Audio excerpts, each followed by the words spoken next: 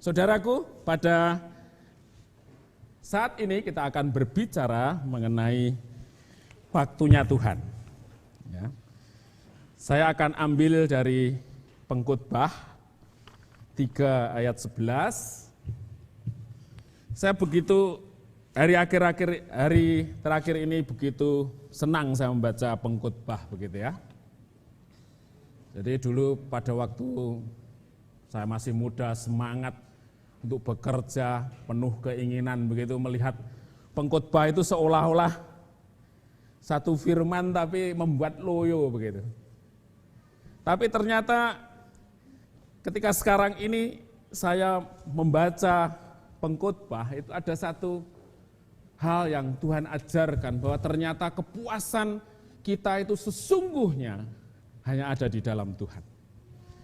Kita lihat Salomo, dia memiliki kekuasaan sebagai raja. Dia punya harta katanya sejak zaman dahulu kala di Yerusalem tidak ada yang melebihi kekayaannya dibanding aku. Dia punya hikmat yang besar. Dia menyenangkan matanya dengan apapun yang diingininya.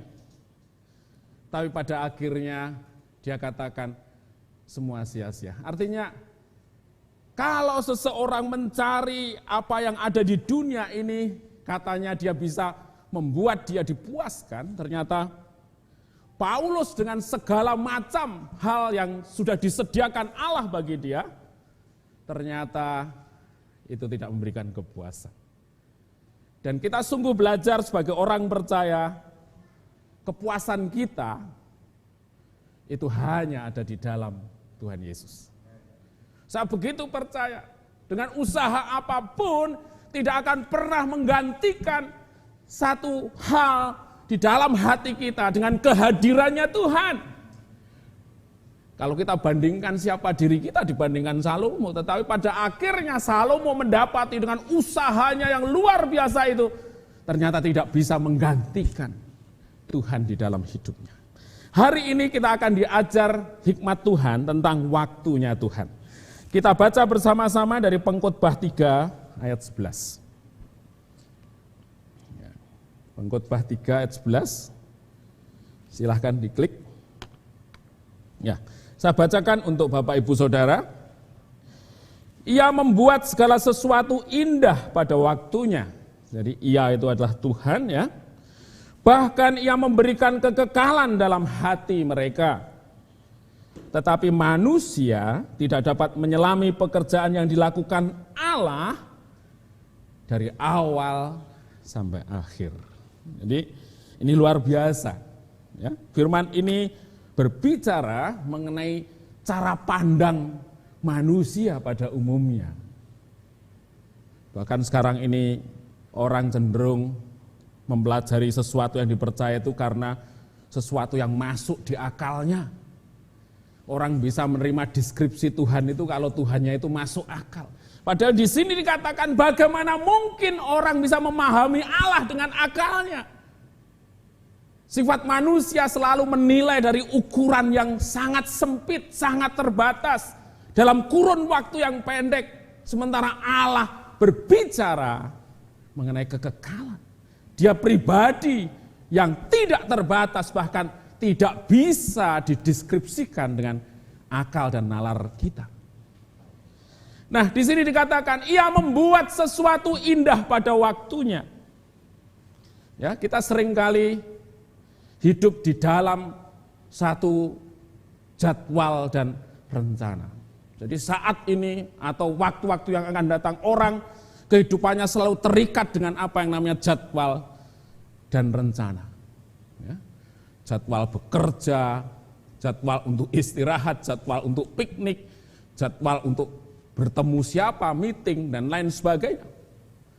Rencana, lebih-lebih kalau orang di dunia bisnis, dia akan membuat satu target. Dari target itu, dia akan mengupayakan strategi usaha yang sedemikian rupa untuk mencapai target itu. Tetapi dalam hidup kita seringkali kita akan melihat bahwa ada satu fakta di mana jadwal dan rencana itu seringkali kita harus letakkan nomor kesekian ketika itu berurusan dengan kekuasaannya Tuhan. Misalnya ketika kita kerja dengan kondisi yang sangat penting, ternyata ada berita lelayu. Apa yang dilakukan? Tentu orang akan menomorduakan semuanya itu, dan kita melihat bahwa yang namanya lelayu itu sesuatu yang tidak bisa lagi orang berbuat apa-apa, dan semua orang harus menyesuaikan dengan jadwalnya Tuhan itu. Jadi saudaraku, di sini jelas terlihat kalau manusia punya jadwal, punya rencana, Allah terlebih lagi punya jadwal dan rencananya yang tidak bisa dipengaruhi oleh siapapun. Jadi jangan merasa bahwa saya yang punya rencana, sehingga kalau rencana itu tidak diikuti atau tidak tercapai targetnya kita marah sedemikian rupa. Kita menuntut ABC, seolah-olah semua kekuasaan itu ada di tangan kita. Sementara kita tahu bahwa sesungguhnya Allah punya jadwal dan rencana yang jauh melebihi otoritas semua yang ada di muka bumi ini. Demikian juga kita menilai sesuatu seringkali berdasarkan ukuran-ukuran kita sendiri. Karena hidup kita, firman Tuhan katakan 70 tahun, dan kita melewati dari hari ke sehari, seringkali apa yang kita lihat dari hidup ini seolah-olah hanya terjadi dalam kurun waktu ketika kita mengalami sesuatu. Ya, kita melihat, saudaraku, kondisi yang diizinkan Tuhan saat ini. Kira-kira ada enggak manusia yang mengatakan, Tuhan bersyukur atas situasi yang baik, atas sesuatu yang kau kerjakan luar biasa di muka bumi ini? Tentu aneh orang berbicara begitu. Yang kita lihat bahwa situasi ini adalah situasi di mana orang begitu diintimidasi dengan ketakutan, dengan kekhawatiran akan kesehatannya. Kemudian semua gerakan yang biasa kita lakukan, aktivitas-aktivitas kita yang mewarnai keseharian kita di waktu yang lalu, tapi pada saat ini harus berhenti. Bahkan pada saat ini saudara kita yang lain sedang merayakan hari besar begitu, setelah berpuasa sebulan. Di waktu-waktu yang lalu, hari-hari ini adalah hari-hari sukacita yang luar biasa. Tapi kita mendapati seolah-olah tidak ada perbedaan, sepi. Tentu di dalam jiwa manusia yang biasanya dia menikmati sukacita, euforia, kebebasan yang luar biasa, ketika diperhadapkan pada situasi yang membatasi ini, tentu dia akan merasa, waduh, jadi nggak srek, nggak enak. Sebelum lebaran orang berbelanja, kita lihat mal-mal tidak pernah kosong. Sampai beberapa waktu yang lalu begitu ya, saya lihat di tayangan TV di Pasar Tanah Abang, ketika PSBB dilonggarkan, orang langsung brek datang begitu. Terus orang-orang yang menyaksikan seperti itu tentu bertanya. Nah, kemudian reporter ada tanya kepada satu orang, Ibu, kenapa Ibu? Ini kan PSBB kok rame di sini, ngumpul di sini. Loh Pak, ini kan mau lebaran. Kalau mau lebaran tentu anak, suami butuh baju baru. Kesempatannya kapan Pak? Loh tapi ini kan kondisi yang khusus di mana orang nggak bisa berkumpul. Saya pakai masker Pak, aman gitu.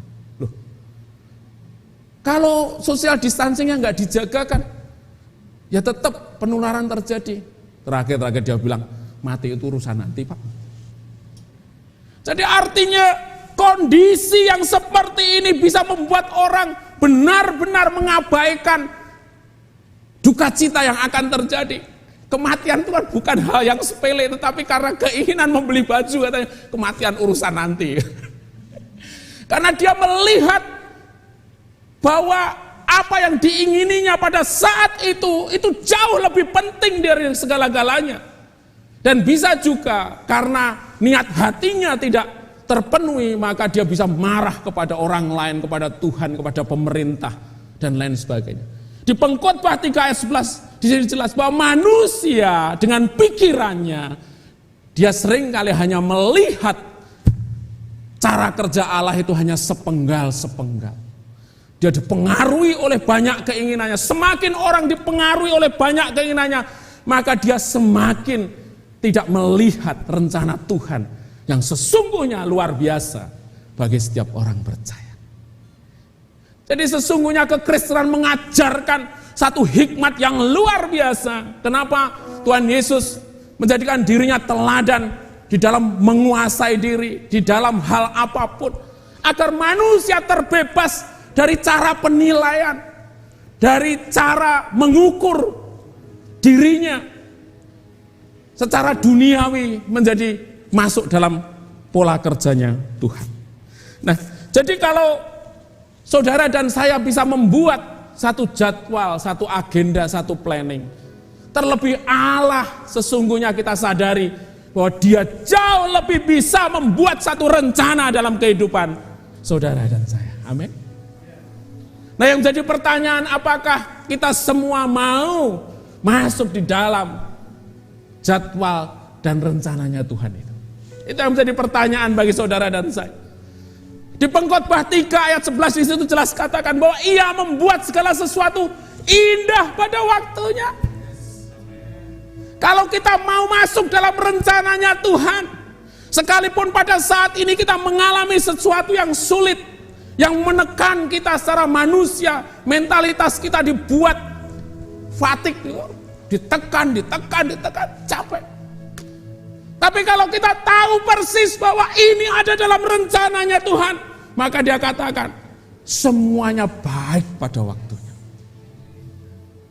Saudaraku, mengenal Tuhan artinya mengerti apa yang Dia mau, menyediakan diri untuk masuk di dalam rencananya.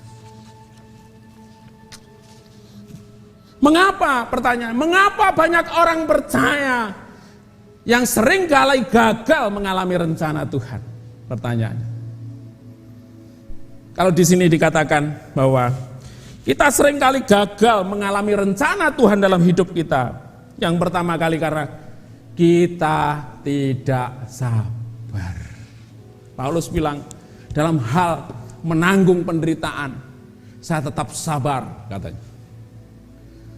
Sabar di dalam menderita, itu sesuatu yang harus dihadirkan, atau sesuatu yang harus kita ajar dalam segenap hidup kita. Banyak orang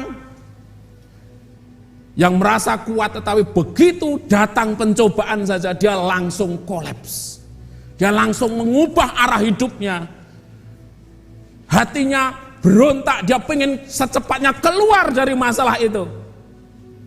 Ketika kita bersikap seperti itu, sesungguhnya kita tidak sadar bahwa otoritas Tuhan yang menentukan jadwal di dalam hidup kita. Di dalam pengenalan akan Tuhan, saudara dan saya sedang diajar untuk tetap sabar, menantikan Tuhan. Kita lihat gitu ya, ketika Tuhan Yesus berada di Taman Getsemane, Dia berdoa di mana keringatnya bercucuran seperti butir-butir darah. Kalau bisa cawan ini berlalu daripadaku. Allah pun mengalami satu stres, satu tekanan yang luar biasa. Dia harus melawan kebebasan dirinya untuk menggunakan haknya sebagai anak Allah, di mana dia dengan mudah bisa melewati kondisi seperti itu seharusnya. Tapi dia katakan, kehendakmu yang jadi. Dia menekan, menguasai, mengikat kebebasannya itu untuk ditundukkan, betapapun rasa sakitnya, sehingga dia tetap taat dan setia pada setiap Allah yang mau, rencana Allah yang mau. Yang pertama adalah kenapa orang tidak bisa menggenapi rencana Allah. Yang pertama karena tidak sabar. Yang kedua, kita tidak memahami cara Tuhan bekerja. Kita menganggap cara Tuhan menolong kita harus sesuai dengan cara yang ada di pikiran kita ini. Ya? Barangkali kita punya persoalan ekonomi dalam hal pekerjaan. Tuhan, aku sudah berdoa lama untuk pekerjaanku. Tapi pekerjaan yang aku harapkan tidak datang-datang. Tapi ketika anak Tuhan ini berdoa sekian lama, dia masih tetap dibiarkan hidup di dalam kecukupannya. Terus siapa yang memeliharakan dia sampai saat ini sekalipun dia seolah-olah merasa bahwa jawaban doanya tidak terpenuhi? Adakah alasan dia tetap mengucap syukur? Seringkali manusia bergerak dalam frame pikiran yang dia mau, sehingga itu menutup pekerjaan Allah di dalam hidupnya. Dia tidak bisa lagi bersyukur, karena dia menganggap satu-satunya cara Allah untuk menolong saya apabila dia mengabulkan apa yang saya pikirkan. Itu tentu seharusnya tidak terjadi pada setiap orang percaya. Tuhan mengajar kita bagaimana kita tidak menyandarkan kita pada pengertian kita sendiri. Kita diajar untuk memiliki pola pikir yang terus dibaharui oleh firman Tuhan, sehingga di dalam diri kita diajarkan kepekaan mengenai bagaimana Allah bekerja dengan tangannya di dalam hidup kita. Ya kan? Banyak orang yang seolah-olah hidupnya itu hanya merasa doanya tidak pernah dikabulkan. Tetapi dia tidak pernah berpikir bahwa hari ini, hari kemarin, besok pagi Tuhan selalu jaga hidupnya di dalam segala hal yang lain. Jadi yang kedua adalah kita harus belajar untuk tidak menyandarkan pengertian kita sendiri. Yang ketiga, seringkali kita merasa sombong. Ketika apa yang ada di depan kita, kondisi yang ada di depan kita seolah-olah mudah, dengan mudah kita melupakan Tuhan. Tuhan, Engkau hebat. Saya nggak usah berdoa. Di depan saya orang menawari saya satu proyek kerjaan. Hasilnya pasti banyak. Sehingga doa saya selama ini agar Tuhan cukupkan kebutuhan saya pasti terjawab saat ini. Oke, nggak usah berdoa, langsung saja. Yes, oke, tanda tangan, kerja bareng. Seringkali kita melihat dengan mata kita. Seringkali kita mengandalkan pertimbangan-pertimbangan kita. Seolah-olah sesuatu mudah, tanpa Tuhan pun semua akan beres. Tapi ternyata yang terjadi seringkali sebaliknya. Di situ sesungguhnya Allah yang mengajar kita bahwa sesungguhnya Tuhan mau kita terus bergantung kepada Dia. Di dalam diri kita tidak ada sesuatu pun yang kita bisa andalkan melebihi dari apa yang kita percayai di dalam Tuhan. Amin Bapak Ibu. Jadi kenapa orang seringkali tidak mengalami rencana Allah? Yang pertama karena kita tidak sabar. Yang kedua kita menyandarkan pada pengertian kita sendiri. Yang ketiga karena kita sombong. Nah, saudaraku, coba kita lihat contoh di Alkitab gitu ya. Yang pertama kali adalah Saul. Saudara barangkali ketika membaca firman Tuhan sudah tahu akhir perjalanan hidup dari Saul, yaitu dia akhirnya jauh dari Tuhan.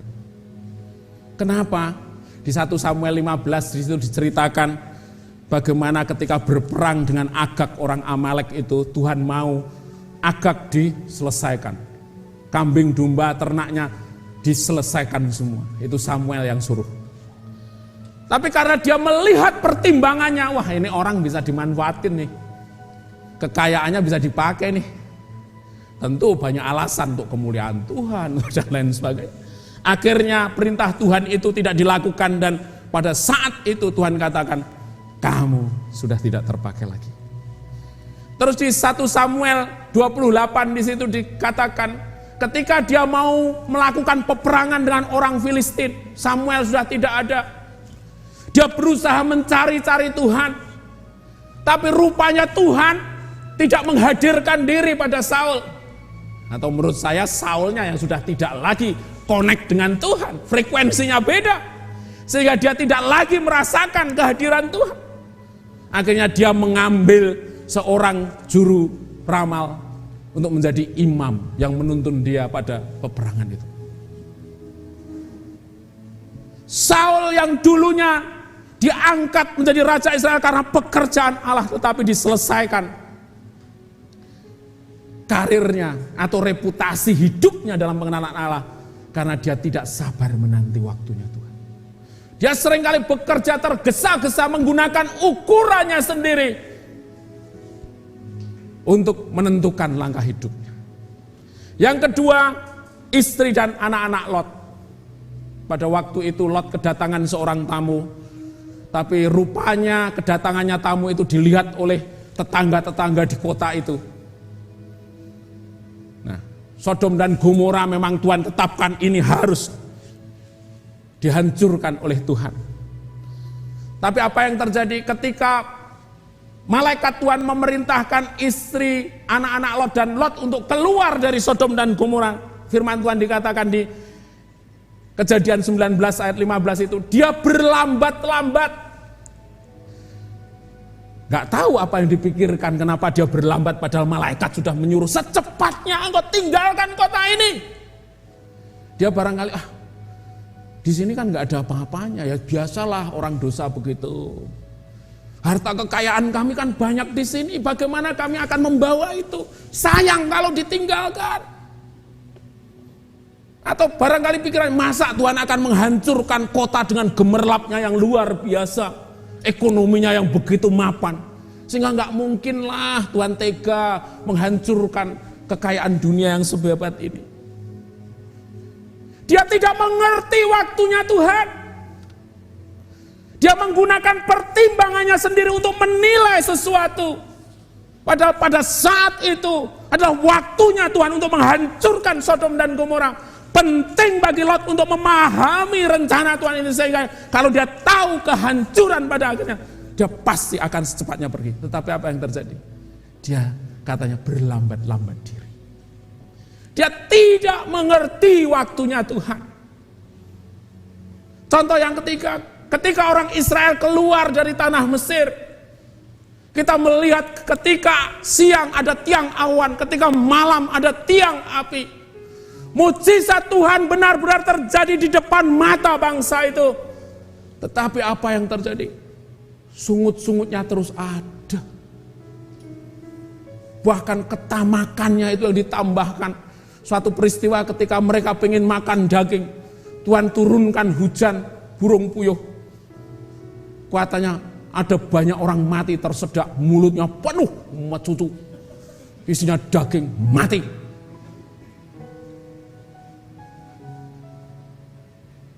Kita harus hati-hati.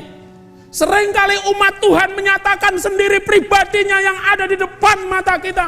Tapi seringkali itu tidak pernah mengubah konsep hidup kita, gaya hidup kita untuk mengenal pribadinya. Itu yang terjadi dalam perjalanan orang Israel dari tanah Mesir. Akibatnya dia harus mati di padang gurun. Dia tidak menggenapi rencana Allah yang hidup. Nah, jadi saudara-saudaraku, kita kembali ke Pengkhotbah 3 ayat 11. Dari firman Tuhan itu mengandung arti yang pertama, Tuhan memiliki rencana yang indah bagi setiap orang percaya. Katakan amin. Amin.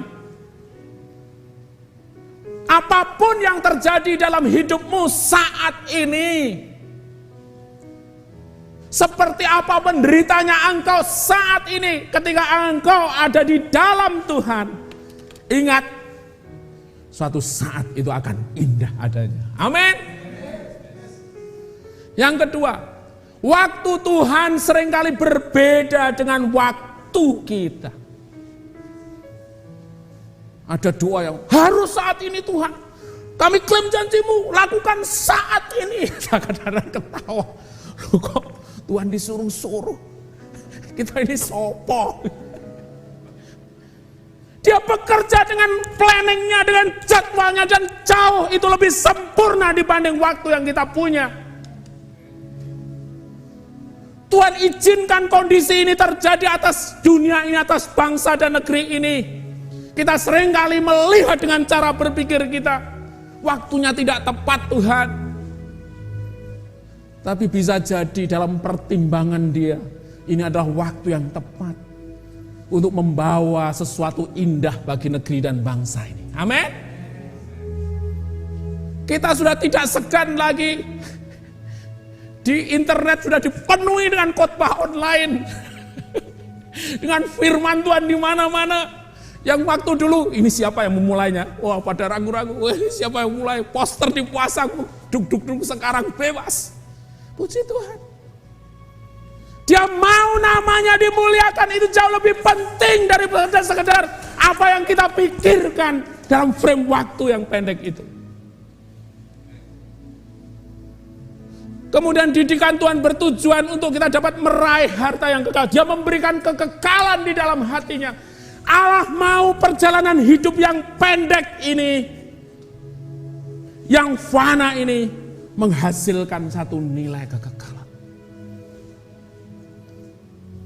Investasinya itu bunganya 1.000.000%.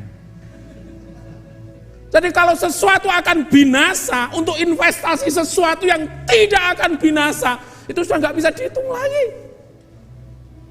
Kalau sesuatu yang tidak binasa itu A, yang fana itu 0, A dibagi 0, hasilnya berapa? Tak terhingga. Sesungguhnya yang akan kita dapatkan kalau kita benar tinggal di dalam rencananya, ada satu nilai yang tidak terbayangkan. Makanya Paulus bilang, kesusahan penderitaan saat ini tidak bisa dibandingkan dengan sesuatu yang Tuhan sediakan. Memang gak bisa. Allah mau saudara dan saya belajar untuk berinvestasi dengan benar. Kita memang menjalani hidup di dalam kefanaan ini. Salomo di pengkhotbah diajarkan tentang bagaimana fananya dunia ini. Tetapi di balik itu Allah sedang mengajarkan kita untuk menghasilkan nilai kekekalan. Terus yang berikutnya, dengan akal pikiran, penilaian manusia seringkali hanya sepotong-potong, pertimbangan jangka pendek. Apa yang baik saat ini belum tentu baik di waktu yang akan datang. Makanya di 2 Korintus 5 ayat 16 Paulus bilang ini, sebab itu kami tidak lagi menilai seorang juga pun menurut ukuran manusia. Manusia seringkali menilai orang yang lain, wah dia sukses, dia cincinnya 2 kilo sampai tangannya geter-geter. Dia handsome, cakep, suaranya bagus sehingga membuat orang jatuh cinta. Itu ukuran manusia. Sebaliknya kita ngomong, kita anak-anak surgawi, tetapi berhadapan dengan orang yang kaya sedikit aja kita sudah langsung rendah diri. Dari mana rendah dirinya? Karena di dalam pikiran kita masih menggunakan pikiran manusia. Kita naik penginjilan dengan orang selevel kita oke-oke aja, tapi begitu dengan orang yang agak langsung berat. Ya kita double ukuran. Seharusnya tidak. Kita tahu persis bahwa di dalam Dia menyediakan satu harta kekal yang nilainya tidak bisa dibandingkan. Dan jika kami pernah menilai Kristus menurut ukuran manusia, jadi saya mengatakan Kristus baik itu nek Dia bermurah hati, saya minta doa ini langsung dijawab, itu ukuran manusia. Kalau Dia membiarkan kita sendiri aja kita langsung marah-marah, kita langsung gedumel, itu ukuran manusia. Sekarang kami tidak lagi menilainya demikian. Jadi Paulus mengalami transformasi pikiran yang sedemikian rupa, bahwa dia melihat Allah dalam posisinya sebagai Allah. Dia tidak lagi menggunakan cara berpikir manusia untuk menilai Allah yang hanya sepotong-sepotong itu, atau berdasarkan ukuran jiwa dan keinginannya. Tapi dia melihat Allah dalam porsi yang sewajarnya, bahwa Dia maha besar. Dia yang mengerti hidup saya, Dia menjaga hidup saya sepenuhnya. Di dalam Dia saya aman. Dia bisa memahami Dia yang memang tidak bisa lagi kita pikirkan dengan aspek logika berdasarkan pikiran kita, karena kita terlalu sempit adanya.